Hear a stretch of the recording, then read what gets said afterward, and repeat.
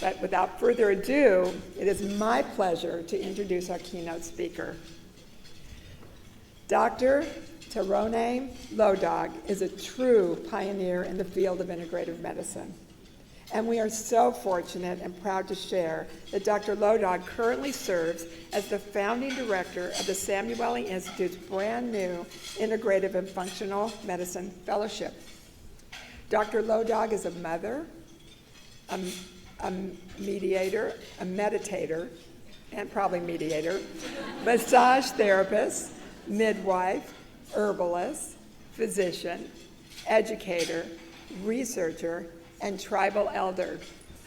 And if that's not all, she's even a third-degree black belt in Taekwondo. Dr. Lodog has forged a path for whole person care practitioners. She is a founding member of the American Board of Integrative Medicine. She was appointed by President Bill Clinton to the White House Commission on Complementary and Alternative Medicine Policy. She has authored 54 peer-reviewed articles, 25 medical textbooks, chapters, and 5 books of her own, and has presented at over 600 medical conferences. Dr. Lodog's multifaceted expertise is simply unparalleled. So please join me in extending a warm welcome to our keynote speaker, Dr. Lodog.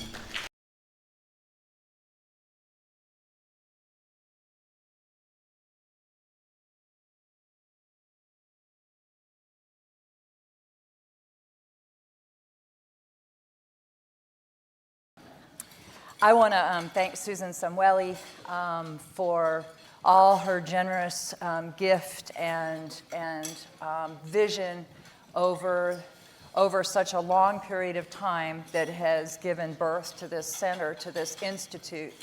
And I wasn't looking for a fellowship. I already been there, done that. This will be the 4th fellowship, postdoctoral fellowship I've led.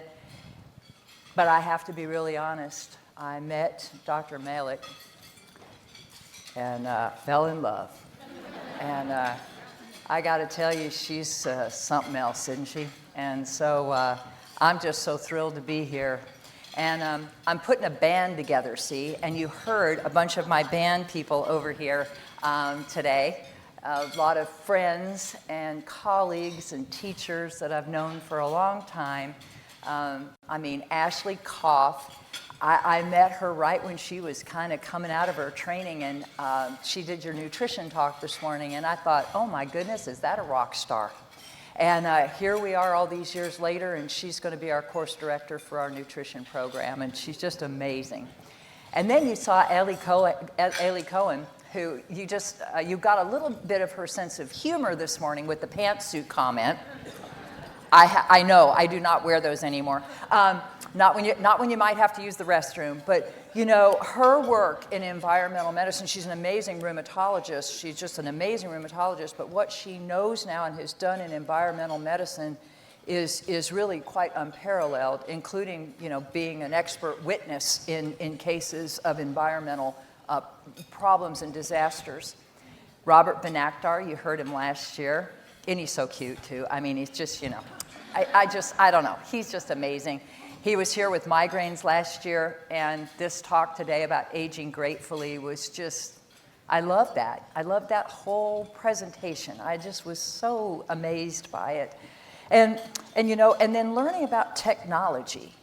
You know, thinking about how we could use technology in a way to customize and personalize our lives. Michael Kushner, just what an amazing presentation that was, and what a great physician.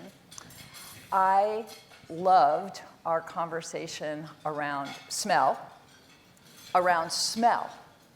And I was sharing that when my mother was first diagnosed, or was being diagnosed, when we first started noticing her cognitive changes, my dad called and said, oh, I took her to that, you know, they were seen at a military hospital. And he says, I took her in, and that doctor there, like, was making her smell things. And he's like, what kind of doctor's that, you know? I'm like, well, Dad, I said, there's a connection between the loss of smell and the loss of memory. And he said, oh, But there was no follow-up, right? This was 10 years ago, but there was nobody saying, well, maybe we could do something with essential oils, or we could do something that might help her.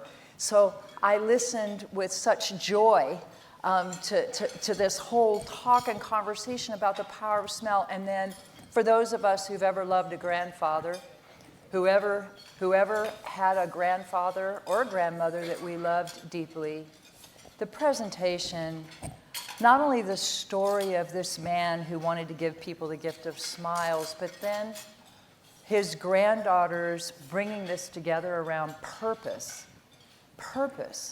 and what we do with our lives was truly powerful and deeply meaningful. And then Dr. Malick's, presentation this morning about the brain and the heart and her love of arteries. I think that will stick with me for a long time. So again, it's like my turn, and it's like, well, okay, so what am I going to do? Because how are you going to top any of that, right? I mean, because we've had such a rich morning together with so much information, and I hope that you each found some things there that you can take and use for yourself. I'm struck, though, by maybe, and you should know I just threw a few slides together right before lunch. I know. Poor Kelly, she's like over there, are you going to have any slides? I'm like, I don't know. I don't know. So insight into me at that moment, because everybody always wants you to have everything planned way in advance, and I never know what I feel like I'm going to want to say in that moment until I'm sort of with you. And then it's like what hasn't been said, because so much wonder has been. So, the Hopis say that when the women gather, the world will heal. I want you to think about that. The Hopi, a truly beautiful and sacred people, first, second, third Mesa. I was invited, I took my son when he was very small, and we went to Second Mesa where there was the Kachinas, and we were there all night, and the Kachinas were coming down one after another into the kiva all night. It was dark and powerful and beautiful, and it's such a beautiful culture, and that whole sense of when the women gather, not the men, not the warriors, not the chiefs, but when the women gather, the world will heal. That's a powerful thing to say, and it's a powerful thing to take in. And I look around this room, and there is so much power in this room. Every one of you touches so many lives through your work, through your families, through your children, through your parents, through your siblings, through your significant others. Every one of you has every day the opportunity, the gift, the blessing, the privilege to make the world a better place. Through the smallest of things that you do. Through the smallest of things that you do. Like when you're checking out at the grocery store. And you just smile. And you bag your own groceries. And you tell the person who's been standing all day, running all the stuff through, hey, I sure appreciate you. Thank you. Thank you for this today.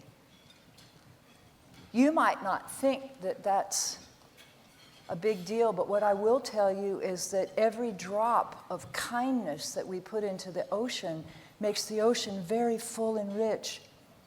And these are the things, when we talk about all the things that we did today, all the smells and all the nutrition, and you're never going to think about water and hydration the same way, and about smelly things that you're going to put on your body and all those kind of things, I want you to remember to step back for a moment. To just step back for a moment and think about what really is important to you in your life. In the Buddhist tradition, I'm not a very good Buddhist. I'm not. I'm a guiding teacher for the New York Zen Center. And we were out one night with the monks, and then one of their friends came over and said, "Oh, and you're a Buddhist?" I'm like, "No, I'm a Catholic." And And they said, oh, I thought you were with the center. And I'm like, yeah, they needed somebody who actually could like run the program kind of thing. So I'm like, But I love so many of the stories. And one of them is a story, a Buddhist story of a teacher who had a student come in, and the teacher had asked him to do something, and the student said, I'm too busy, I don't have the time right now, I'm too busy.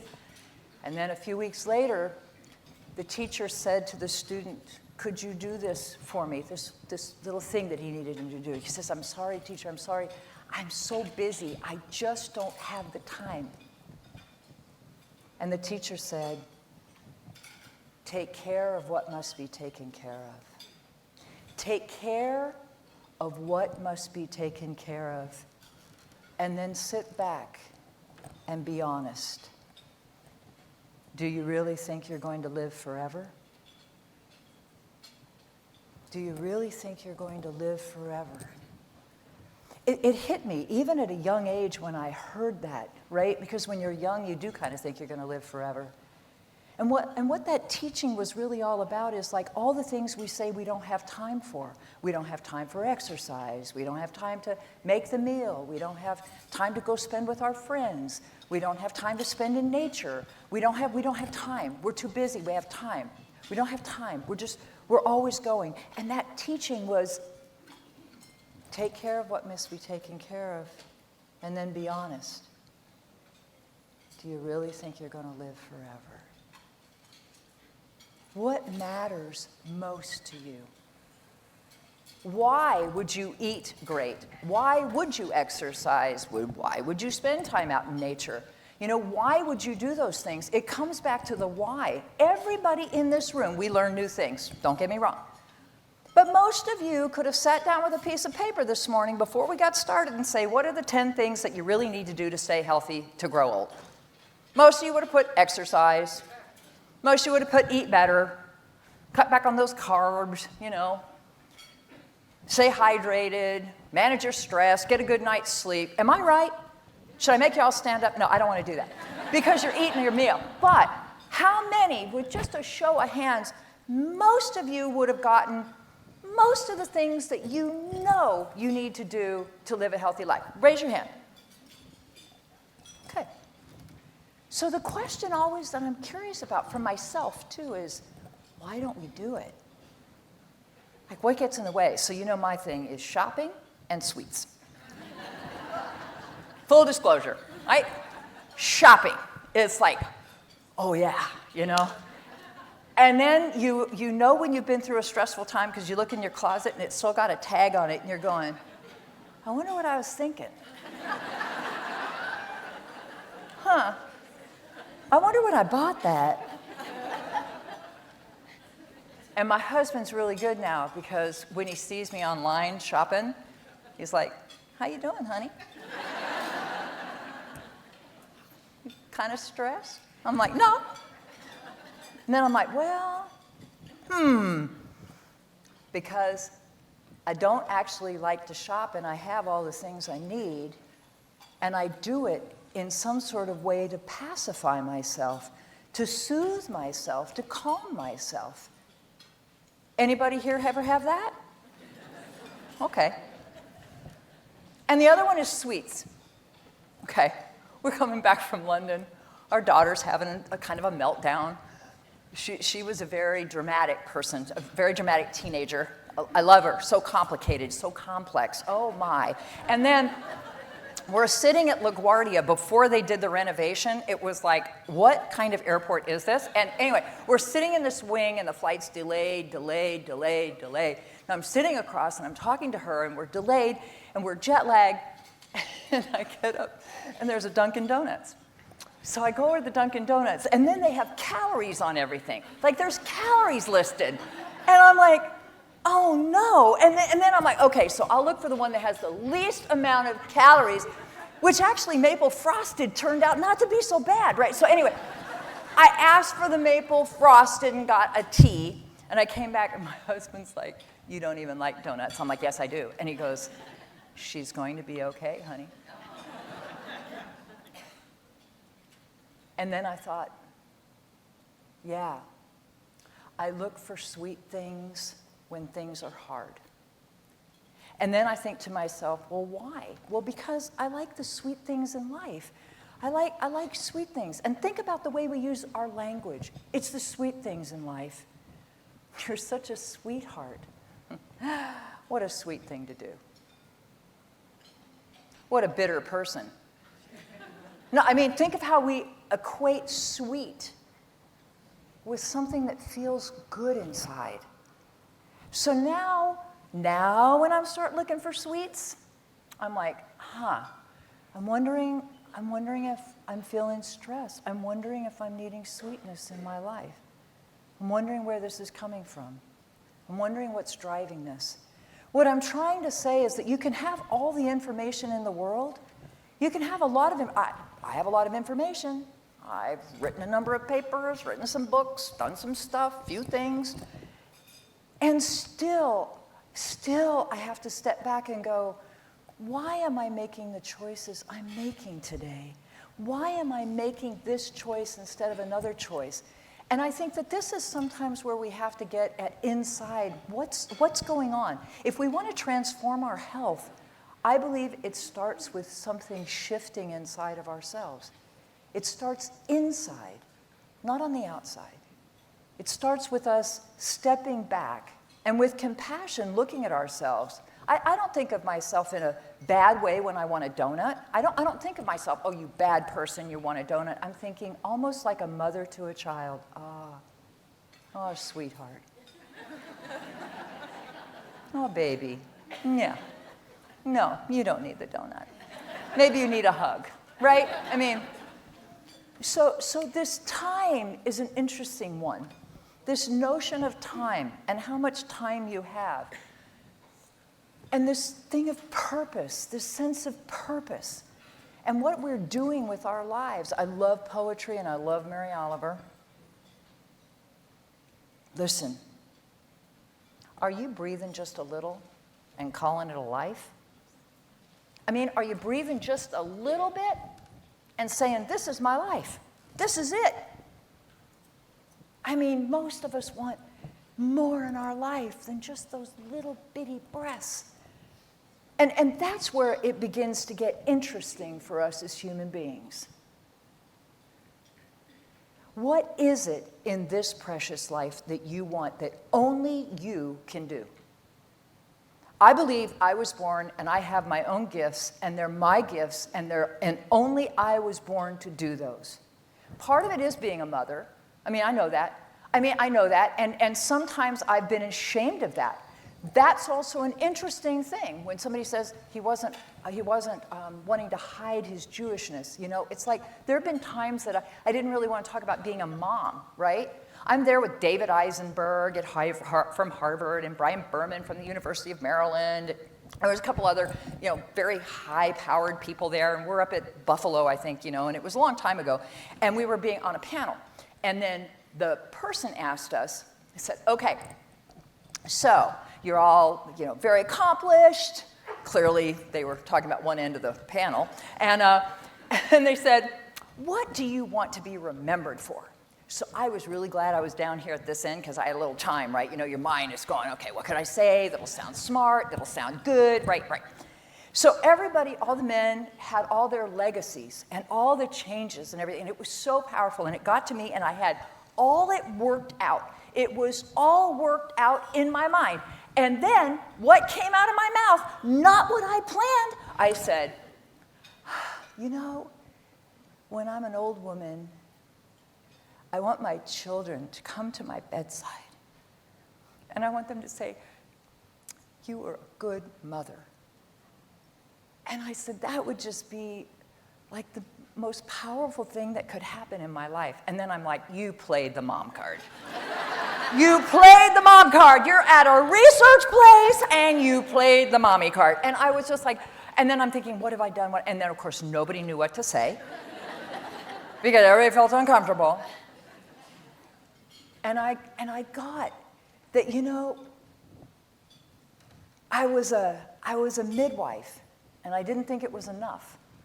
I was a massage therapist, and I didn't think it was enough. And I was an herbalist, and I didn't think it was enough. And then I went to medical school, and I became a physician, but I didn't think it was enough. And then I became a fellowship director, and I started writing books, and I didn't think it was enough. And it kept never being enough, because whatever I kept thinking was some external thing that I was trying to find. When she said my mother'd be so proud, like of Dr. Ellie Cullen, all her accolades. And I was like, what is it that's inside of me that can't just be content with where I am in my life? It's an interesting thing. I share this because some of you may have similar feelings. Some of you may have them, but we never share them and we never talk about them. We never stand up in here and say, I sometimes feel like I'm not enough. I sometimes don't feel like I'm pretty enough. I sometimes don't feel like I'm smart enough, or I've published enough, or I've done, you fill in the blanks. We often feel, I think women even more often feel, I have to be the perfect mother. I have to have the best house. It's cleaned. I've done the laundry. I've done the cooking. I've cleaned it up. I've helped the kids with their homework. I've gotten them off to school. I'm sexy. I'm attractive. It's like my parents were living with us, and my husband came, and, I was post-call, and I was exhausted, and the kid, never fails. Mom, I have to do my paper by tomorrow, and I don't have the poster board. I'm like, how long have you known you needed to have poster board, And, so then you're doing all that. And I walked into my bedroom, I swear to you, and there was my husband laying on the bed.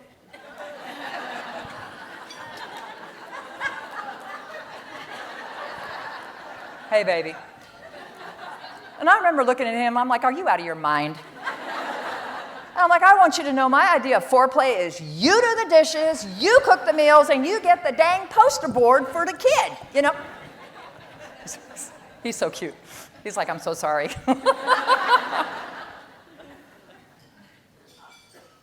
But think about that. It's like that sense of, I have so many things to do, and now I have this too, and it's just more than I can handle. Good news is, I came home like 2 weeks later. He's got an apron on. The dishes are done. The kids have all been taken care of. And he drew a bath and had a little glass of white wine. Buy it for me. And I'm like, oh my God, this is foreplay. This is amazing. This is great. I'm like, but this sense of what is it in our lives that is so precious to us, that matters so much.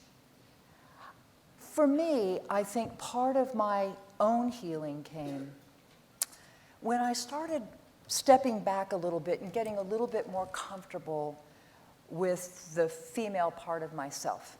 We all have male and female parts, like yin and yang. We all have both.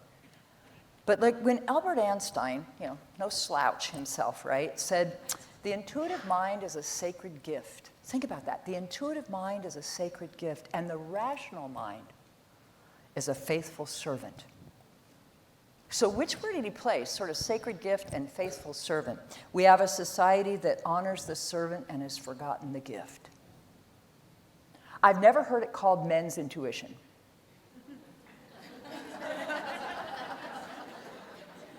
It's always been called women's intuition. And it fascinates me. And all of this softer parts of me, because what did I say? I was a midwife, I was a herbalist, I was on, and I needed to be more, and then I was a doctor, and then I needed to be more, and I needed to be a researcher, I needed to do more, I needed to do more. It was all down that rational mind. It was all down this whole rational part of my mind, to the exclusion in many ways of what is my innate nature, which is much more intuitive, much softer, tender, compassionate, that sort of piece of me. Still a fierce lion. I've got a fierceness in me, especially with my family and kids, but this softer part of myself. And when I started to sort of as a female say, there is a part of me that's a different way of knowing. There's a part of me that knows things in a different way, and it's valid and valuable and precious. How many of you feel like you actually have a fairly good intuition about things? Raise your hand. I'm curious. Many of you. And I think that when we're very young, we can be taught not to trust it. not to trust our intuition. I think intuition without knowledge and experience isn't that helpful. But I think as we get older, when we begin to have knowledge and experience and then we begin to develop our intuition and trust it, I think it's a very powerful thing for women to have. I spend a lot of my time in different parts of the world. I spend a lot of my time, several months a year, in Africa. I love to go. I was just in Costa Rica. I love to travel. I love to talk to people in other parts of the world. I love to learn from them. I love for them to teach me. I like to have conversations with them. Invariably, it comes to like, why do Americans have so many problems? The Maasai, we were out with the Maasai in Western Kenya, and one of the men says to me, why do Americans have so many digestive problems? I said, why do you think they have digestive problems? He said, because whenever they go visit the camps, he said, they can't have this, and they can't have that, and they can't eat this, and they can't have that. And I said, well, you know, I said, probably a lot of reasons for it, you know. And he said, and some of them don't eat meat. And I said, well, no, you know, a lot of reasons for that. And he goes, I don't understand. And I realized that when you go and you're with people that are very simple and live very close to the earth, because they are, they're pastoral people, they have cattle and sheep, they're very pastoral, they don't live with electricity, they do not live with running water, they have to walk a long ways to get their water. There's a simplicity about the way they see their world and their place in it that I find refreshing and illuminating. If you haven't spent much time going to other countries and sitting and being with people, staying with them in their homes, staying in the home without water and electricity on the floor, it will change the way you think about things. It changes in a way that makes you look at your life in a different way. I was laughing this morning when Robert was talking about 5 days or 5 hours or something in the national park. I actually live in a national park. I live in the national forest, actually. And so, you know, that's my home. That's one of my horses, Kohana. We grow 64 medicinal plants. I grow lots of medicinal plants. Some of you actually have been to my ranch and been out there. We grow 40 vegetables and fruits. I live out on hundreds of acres in the middle of 1.5 million acres of national forest. There's something very different about being deep in nature in a way that soothes you. I know that when I got my treatment for cancer, I had ovarian cancer, stage 4 ovarian cancer. When in 2013, I know that it was modern medicine that addressed my cancer. I had very aggressive treatment, chemotherapy and radiation, and I know modern medicine did so much, but I know that land healed me. There's a difference between what sort of addressed my cancer and what actually healed me. I would sit out on that land, and I sometimes would just cry, and I would just lay there, and I would just let this earth, this feeling like my mother was just enveloping me. As I laid on this land, Native people often feel deeply connected to land, deeply connected to the land that they live on, in a way that nourishes and nurtures. And now today, they're like doing science, you know, it's like, yes, you go out in green spaces, you go forest bathing, you do all that. And I'm like, yeah, that's great. But it's like, did we really think that not being in nature was good? I mean, seriously, did we not think that like taking your kids out and letting them run around and jump in streams and climb trees wasn't like the best thing for them? Do we really think that asking kids to sit for 8 hours in a classroom every day with their legs underneath a desk as they work hard to take a test, and you do away with more and more physical education, you take away more time, they get 20 minutes for lunch, and you somehow act surprised that they have ADHD?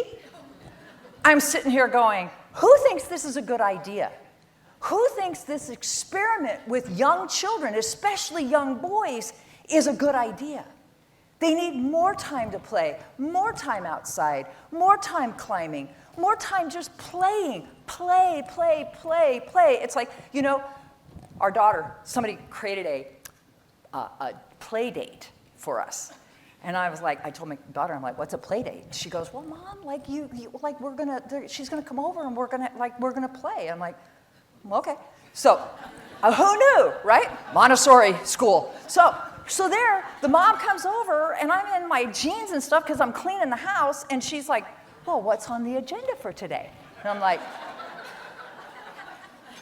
what? And she said, well, Sydney's here. What are we doing today? I'm like, we? I'm like, you're not staying, are you? I mean, I was kind of like, what's happening? And she said, well, would you like me to come back? I'm like, sure. You know, I'm mopping the floor. And so the kids played all day. They put on makeup. They were playing out in the hose. I mean, you know, we made cookies at some point in the afternoon. Mom came back. She said, well, Sydney, what did you do today? And she goes, nothing. Like, nothing. And her mom's like, what? And I'm like, they just played. Like, they just played. And she goes, oh, we were never invited for another play date.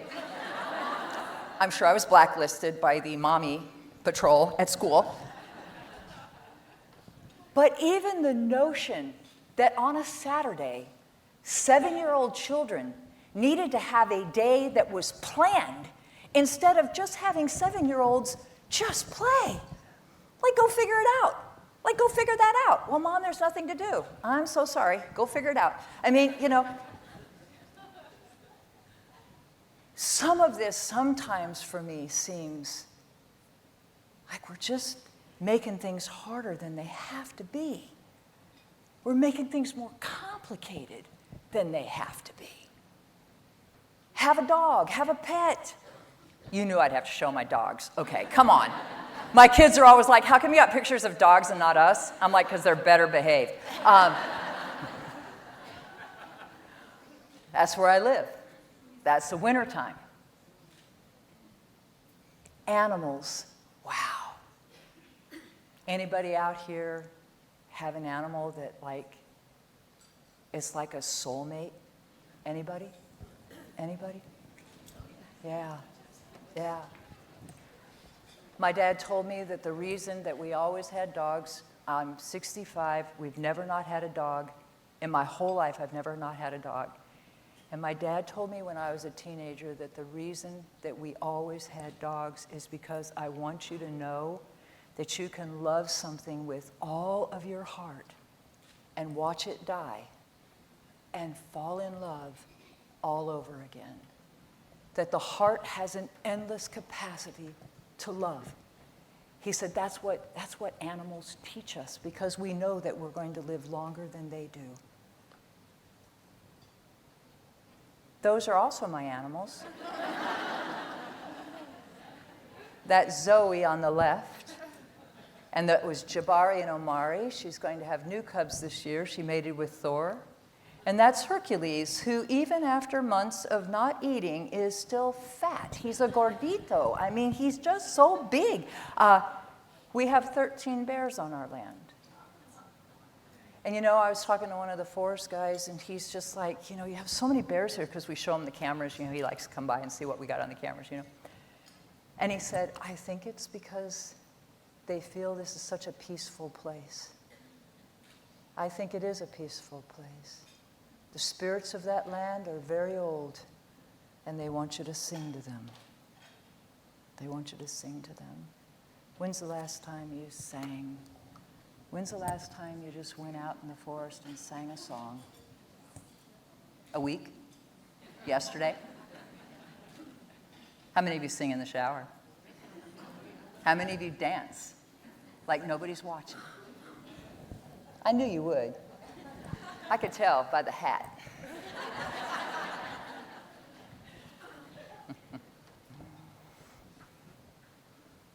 Nikita Gill is one of my favorite women authors. I think she writes about women in a way that I have never found another author to write about. If you're not familiar with her work, I would get familiar. But this is what she said about the mind, because I think so much of this is the way we get trapped in our mind. Your heart will fix itself. It's your mind you need to worry about. Your mind where you locked the memories. Your mind where you have kept pieces of the ones that hurt you, that still cut you like shards of glass. Your mind will keep you up at night, make you cry, and destroy you over and over again. You need to convince your mind that it has to let go. because your heart already knows how to heal. How many of you ruminate over things that you can't change, that of stuff that happened to you, and that wasn't right and it wasn't fair? I mean, I think the whole thing is, it's like when something happens, you just need to let it hurt. You need to be angry, you need to let it hurt, you need to let it do what it needs to do. You need to let it bleed. You need to just step into it and allow yourself to have all the feelings, because then you have to let it go so you can let it heal. But a lot of times, women in particular, we just want to be nice. We want to be good. We want people to like us. So we just don't talk about it. We just let it go. We just but we don't let it go, do we? We hold on to it. I had a 78-year-old woman who came in who was still angry about her mother about something that happened when she was 12. And I'm just thinking, oh, baby, you need to let that one go. I mean, you 78 years old, she's long gone and dead. I mean, the only one holding on to this is you. It's long gone. That's the mind. That's the mind that holds on to things, and you got to be careful because it'll keep you like a trap. It'll destroy you over and over and over again. I sometimes think the only way to really get through some of that is ritual. I love ritual. We don't talk about that very much either. You all know ritual. Many of you went to synagogue, you went to church, you went to mosque, you had some type of ceremonies in your life. Those rituals are that place that sort of move us between the ordinary and the extraordinary, right? They create sacred space for us. The first time I ever lost time was Medicine Lodge, Kansas. We'd gone and we were at a powwow. I was with my grandmother, and the drums were beating. They were beating and beating and beating. And finally, my grandmother came over and kind of shook me. She said, honey, we need to go. And I was like, oh. Like I kind of had woken up. I thought maybe I'd been asleep. And she said, honey, you just lost time. You were just in the drums. You were just in the drums. You lost time. Ritual. I mean, we all had these ceremonies. We all had this. But now, what rituals do you have? You may need to create your own. You may need to make your own space. Rituals are this time. It allows us to explore the meaning in our lives, the meanings that we're still searching for, and the meanings that we have found. Sometimes poetry might be a good way to ritualize or for you to verbalize. For me, it is. This is the blue iris. How many of you know this one? A few. It doesn't have to be the blue iris. It could be weeds in a vacant lot or a few small stones. Just pay attention. Then put a few words together. And don't try to make them elaborate. This isn't a contest, but a doorway into thanks and a silence into which another voice may speak. It's not a contest. Who can say the best prayer? Who can have the most, It's like, even there, even when we're in sacred space, we're trying to outdo one another, right? And we're worried about how we sound and how we look. And what she was trying to say, Mary Oliver, is like, just patch a few words together. It doesn't have to be elaborate. It's not a contest. It's a doorway. Emerson said that in solitude, we hear voices that grow faint and distant as we enter into the world. And I think what they were all trying to say, all these poets were trying to use their poetry to tell us, is that we must make space. We must create space where we're alone with our own thoughts, where we're alone in the quiet, and that the voice that we hear could be Creator, could be God, could be whatever that is that you envision, but most of the time, it's your own voice. It's your true voice. It's the voice that you don't listen to. It's the one that doesn't lead you astray. It's the one that has been your constant companion since you first came into the world. And it's the one that gets harder to hear. I hear my mother's voice. I hear my dad's voice. I hear my husband's voice. I don't even know all the voices I hear. I must have some sort of problem. But anyway. But I know when I hear my own voice. And it's usually out when I'm walking, when I'm just walking by myself. And then I hear my voice, and I know my answers. And sometimes I do what I should, and other times I don't. And that's even a more interesting thing. Why do we not act on the things that we know are right for us? How many of you are mothers or daughters?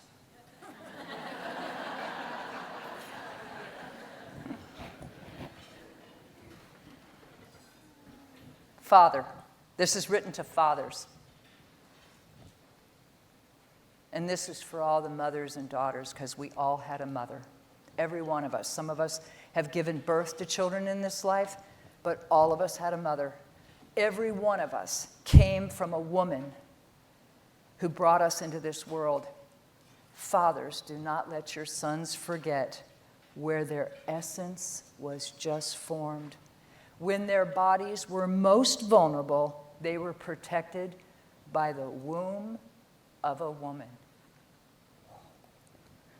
If they ever call all women weak, remind them of the strength of their mother who pulled her whole body apart to give theirs a home. Wow. I mean, when I read that, I think of my mother. I think of her tearing her whole body apart to bring me into this world. I think about, I was a midwife. I've been at the birth of many, many, many, many babies. And it's like that whole sense of like the power that women have to bring children into the world, literally breathing them into this world, breathing with the contractions, breathing them, bringing them in, bringing them life. If ever somebody thinks that women are weak, remind them that their mother pulled her whole body apart to give theirs a home. I love being a woman. One of the most fascinating things for me over these last number of years, I wrote an article in one of the magazines, Mothering Magazine, and it was about menopause. And they put a whole thing at the beginning, a disclaimer, because I had used woman. I used woman. And they said that they would prefer I would have used people with vaginas. No, you think I'm making that up. That is the truth. And in the article, when it came out in the magazine, it said the disclaimer on there, like somehow I was bad for using this. And then I read that, and I was just sort of struck for a moment. And I'm like, my Lord, my mother, before 1975, couldn't even buy a house in her own name. She had to have a husband or a father or a brother's signature. You think that's not true? That is true. That's when that changed in 1975. All the athletes, the ability for us to pay for athletes to be able to compete on their own. I mean, all the things that we've worked so hard for as women to now be reduced to a vagina? Oh, no. Oh, no. No, no, no, no, no. Because I am so much more than that. I am not a person with a vagina. I am all that is raw and real and magical and messy about being a woman. And I love that. When I said my daughter was complicated and dramatic, oh yes, she was. That's why I loved her so much, because she was so female. And if anybody came to me and said, I feel this way about myself and I want you to call me she or they, I can promise you this with everything inside of me, I would do everything in my power to treat them with love, compassion, hold them, hold space for them, because I would want that for my own child. But granting compassion to another should not diminish who I am as a female. When I read this, it reminds me of my mother and your mother and my own self.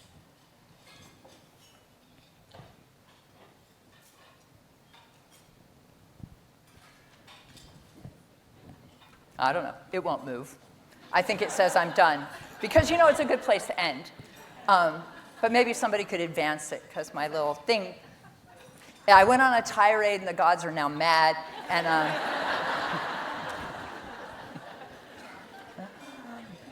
there you go. Rachel Naomi Remen, said that, you know, healing may not be so much about getting better as it is just about letting go of everything that isn't you, all of the expectations and all of the beliefs, and becoming who you are. Becoming who you are. It's not about getting better, it's about letting go. It's not about getting better, it's about letting go. Think about that. I think for healing to be real, it has to start from someplace deep inside of us. And I will tell you that I have been at the bedside of people who will die more healed and more whole than many people I will see that will live a long life. Healing is not about curing. Healing is not about being cured. Healing is something so transcendent. And it's possible for all of us, every one of us. You know, when we come to a gathering like this, we want to give a lot of information for you, you know? Eat a diet. Eat food. Start with food, not industrial food. Start with real food. Minimally processed, mostly plants, not too much sugar, not a lot of carbs.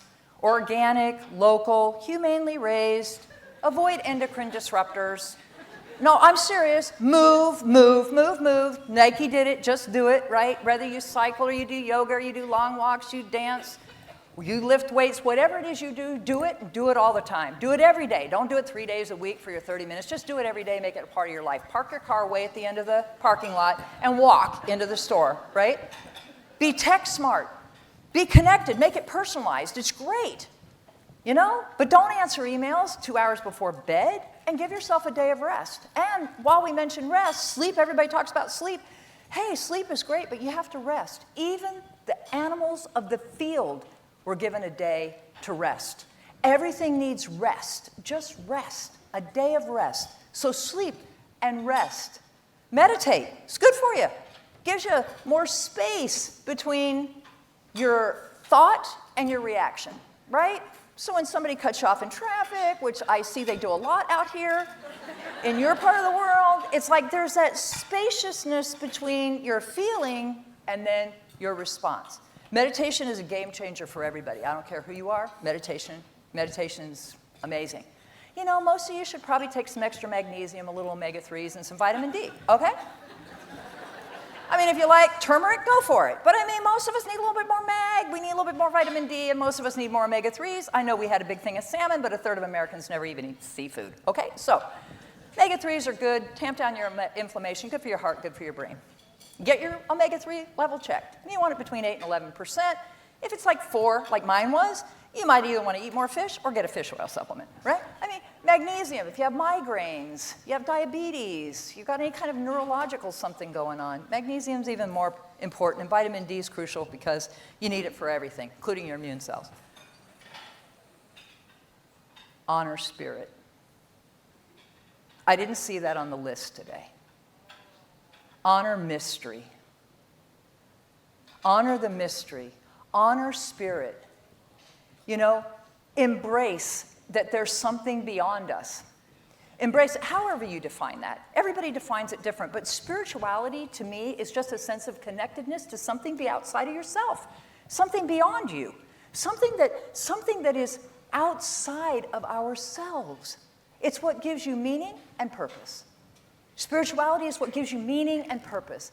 And it's like, so people could be religious or not religious, but most people are spiritual beings. And when I ask you, why were you born? What are you here to do that nobody else can do? I wonder what you'd say. I wonder if you've thought of it. I wonder how you've held that. I wonder how you've held, if I only had a year to live, how would I spend it? Am I in a place that I thrive? And am I in a relationship where I thrive? Those are the kinds of things that are hard to put in a slide deck. They're hard to research.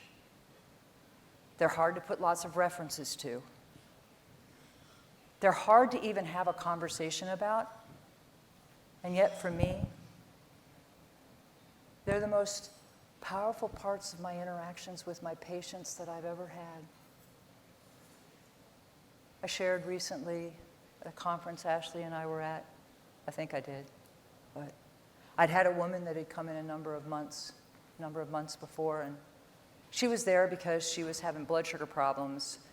She was like, I know I need diet stuff. I need, we did a bunch of testing on her. I do a lot of testing, so we got all these tests and everything, and she came back, and I was looking at her chart and everything, and I said to her, I said, so you've had 2 children? I said, but I've only heard you talk about the one. And she got very quiet. And she said, my son was killed in a car accident. He was killed by a drunk driver outside of Santa Fe.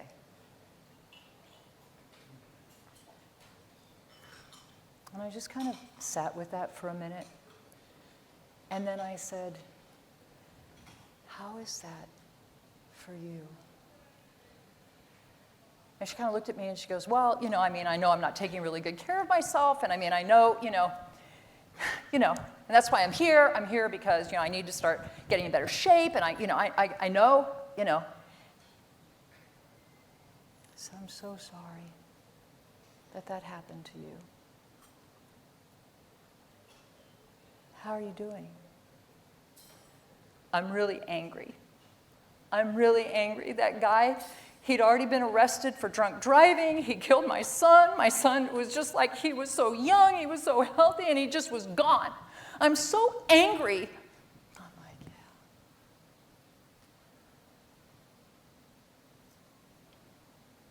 She said, I don't know what to do. And I said, have you done ceremony? Have you had ceremony? What do you need me to be for you right now? What do you need me to be right now to help you?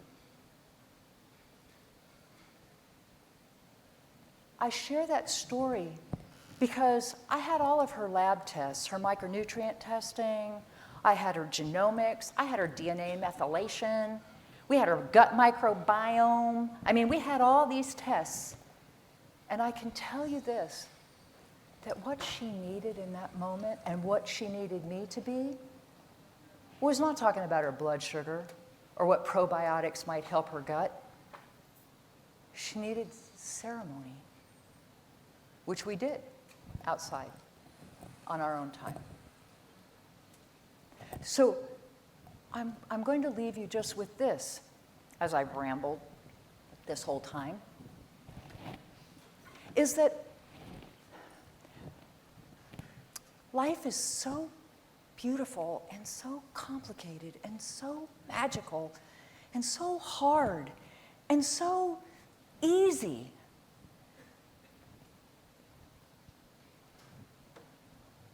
Take all the information you gathered today from all of these most amazing teachers and doctors and clinicians and dietitians. Take all of it with you. Take all of it. Find the pieces that resonate for you. And then my only hope is that in a quiet moment, in just a quiet moment, you think about, what is my purpose? What is it that gives my life the deepest meaning? Why don't I make time for myself? Why don't I make the choices that I know would make me feel stronger, healthier, happier, better? How can I be tender with myself? How can I love myself the way a mother loves a child? How can I love myself the way a mother loves a child? You guys, you gals, are amazing. Every time I come here, I just feel like I want to put my hand on all your heads and just suck up all your love and all your happiness and all your joy. Because when the women gather, the world will heal. When the women gather, the world will heal. I thank you for letting me come and be here with you today. Many blessings.